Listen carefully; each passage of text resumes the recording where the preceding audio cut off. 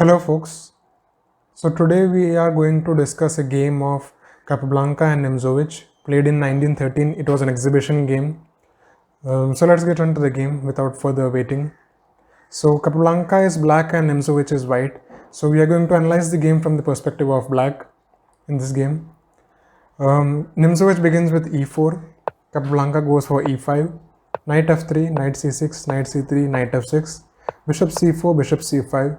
So the Joko piano 4 knights variation, d3, d6, bishop g5, bishop e6, bishop b5, h6, bishop h4, and now bishop b4.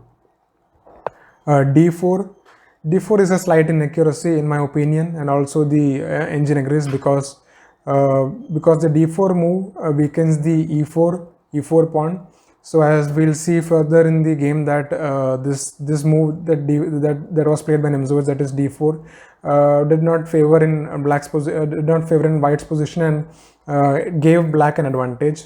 So we'll see how Capablanca is able to maintain the advantage from this d4 move. Bishop d7, castles, bishop takes c3, bit takes c3, and now g5. So it seems that Capablanca is going all out here, and it trying to play aggressively, and that was his plan. That was what Capablanca was trying to do. But here there is a very specific plan that began with g5. So what's the plan here? Well, as we already noted few moves ago, that because of the move d4, this e4 pawn has become a weakness, right? So, and the only piece that is defending this pawn on e4 is this knight. So with bishop takes c3 on the 10th move, he's taking out the defender of that pawn on e4, and with the move g5, he's also unpinning the knight from this bishop.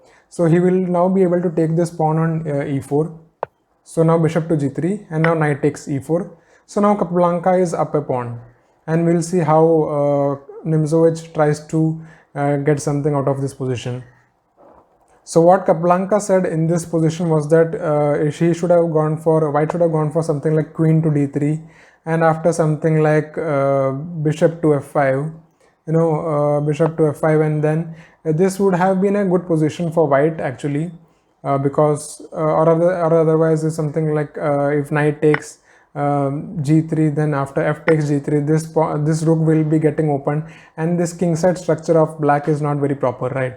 That is very weak. So this could have been a position that in which white could have tried to gain something, but instead after knight takes e4, white tried to play safe and tried to get back the pawn which he had lost to Capablanca. So white plays bishop takes e6, bishop takes e6, and now d takes e5, d takes e5, bishop takes e5. So now white has regained the pawn that he had lost. Now after queen takes d1, rook takes d1, and now f6, and now bishop to d4, because if bishop takes c7, then after knight takes c3, this won't be a very good position for white. Actually, black will be the one who will having a certain sort of advantage in this position because of the weakened c and a file pawns on the c file and a file. So this would be positioned in favor of black. So white did not go into this, and he played bishop to d4, and now king to f7. So as you can see here in this position, this is a critical position that we have to analyze.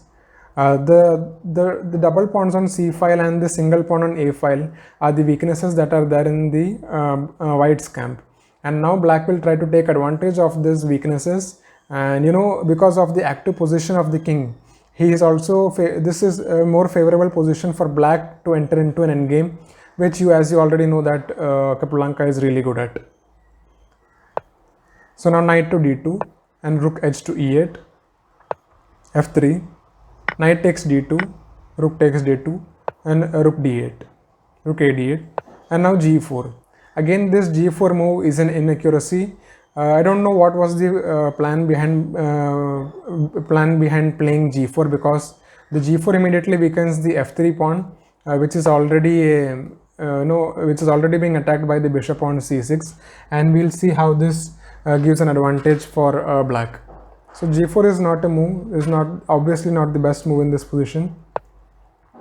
anyways g4, and now bishop to b5 attacking the rook, and now rook to b1, now bishop to a6, and now rook b to d1, rook to e2, and now rook takes e2, bishop takes e2, and now rook to e1, bishop takes f3. So now again black is up a pawn. So let's see how this goes. And now rook to f1, and now if the bishop takes this pawn as well, that is bishop takes g4, then immediately rook takes f6 check will come, and this is definitely not a good position, because after king to e7 then this is falling, and now black would have successfully got some counterplay, and this would not be a very good position for black. So the key move here after rook to f1 is to play c5, kicking back the bishop or making him take the pawn. So after bishop takes f6, he played Capablanca played rook to d1, and now bishop to e5, rook takes f1 check, king takes f1, and now bishop takes g4. So now again black is up a pawn, as we said, and this was all possible because of this g4 move that he played a few moves ago, which created the weakness on f3, and then weakened white's position. So now after bishop takes g4, white immediately played a4, and now after king e6, he played bishop to b8. So what's the plan here for black to win this game? What's the proper technique in this game? Let's discuss about that. So if you take a look at this position here, then white has one pawn on the queen side and black has two pawns on white has one pawn on the king side and black has two pawns on the king side, whereas even though the material is equal on the queen side, that is 3 pawns and 3 pawns, these 2 pawns are double pawns, and this one pawn here is a weakened a pawn, right? Because it is a single, it is an isolated pawn. So what is the technique here for black to win? Well, the technique is actually simple, even though it takes a lot of time to do. The plan here is to try to get a pass pawn on both the sides, to advance this king side pawns, g and h pawns slowly, and then create a pass pawn on the king side, and then try to create a pass pawn on the queen side from trying to exchange off or trying to get these doubled and isolated pawns, and then after creating a pass pawn on both the sides, white will have to give up its bishop for one of the pass pawns, and then the king will take the bishop, and then he will queen the remaining pawn. That is what black's plan here. It is the technique that should win the game. So let's see how Capablanca uses this technique. So immediately after a4 and a4, king e6 and bishop b8, black played a5, because he wants to fix this pawn on a4, because this is a light square, and after some moves that the bishop will be able to come to d7 and then attack this pawn on a4. That is what black is planning for. a5, now king to e1, and now king to d5, activating the king to d2, and now bishop to d7, attacking the pawn on a4 as we already discussed, and now bishop to c7, now king to c6. This actually is a tactical motive, because after if bishop takes a5, then b6, and then the bishop will be trapped. After king to c6, bishop to d8, and now b6, protecting the pawn on a5, and now c4, and now king to b7, readying the bishop to take the pawn on a4. Now king to c3, bishop takes a4, finally being 2 pawns up, king to b2, bishop to d7, king to b3, bishop to e6, now king to c3, and now a4. So as we saw here that what black is trying to do is trying to create those pass pawns on the queen side right now, and then he will slowly try to shift the play to the king side as well, and then paralyze this bishop, not being able to switch between the king side and the king side simultaneously very well. So he has already 2 pawns up, and 1 pawn up is already on the queen side, and he has got a pass pawn on the a file. So we'll see how black is able to continue the game. So king to c6, activating the bishop, king to c3, now g4, switching the play to king side, bishop to h4, now h5, protecting everything, bishop to g3, and now a3, forcing the king to go to the b file, now king to b3, Now bishop takes c4. This is also actually a very good tactical motive that we have to discuss. So if king takes c4, then after a2, bishop e5 is the only move, and then after h4 and after king to b3, we have g3, and after h takes g3, we will have this h3 move, which is a really good move, because now if king takes a2, then h2 will come and I will queen on the next move.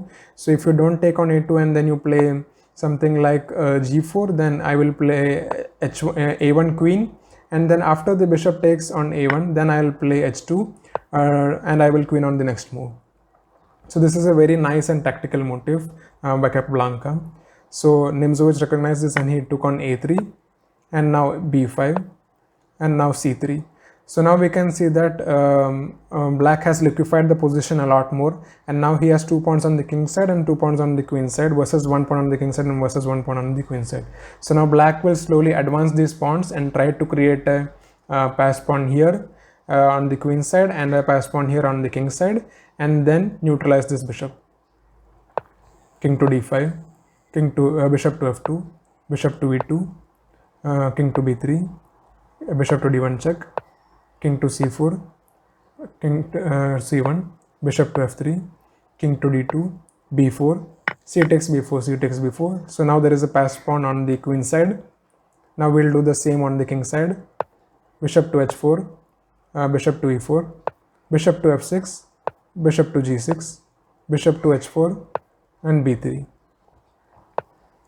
And now Nimzowitsch played a blunder, that was bishop to f6, because this now immediately threatens h4. So Capablanca immediately played that, and after h4 you cannot take here on h4, because I will immediately play b2, and then I will queen on the next move. So after instead of bishop to f6, the correct move recommended by the engine is to play king to c1, but this just prolongs the game, because this is an easy victory for me, easy victory for black to play, even though it may take a lot of time. So after bishop to f6, this is immediately lost in the next 10 moves. After h4, king to e3, and now g3, h takes g3, and now h3, and not taking on g3, because if h takes g3, then I can take on I can come to f3, and then I will stop this pawn on the next move. So that is there. So then after h takes g3, h3, and now king to f2, and now bishop to f5. Bishop to f5, again a very important move, because the plan for white here is to play g4. If let's say I play something like king to d3, then white will immediately play g4 and then come to this g3 square and then take the pawn. So I don't want black to do so I don't want white to do that, so I will play bishop to f5, stopping g4. Now anyways there is no move left for white to play, so g4, and now bishop takes g4, and now king to g3, and now king to d3. Obviously this pawn is untouchable, because then I play h2 and then I'll queen. So after king to d3, white plays king to h2, and now king to c2, and now king to g3, and now b2.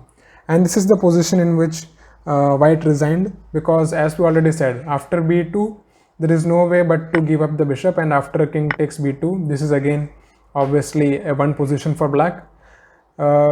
So here this was the really good game by Capablanca and Nimzowitsch as well.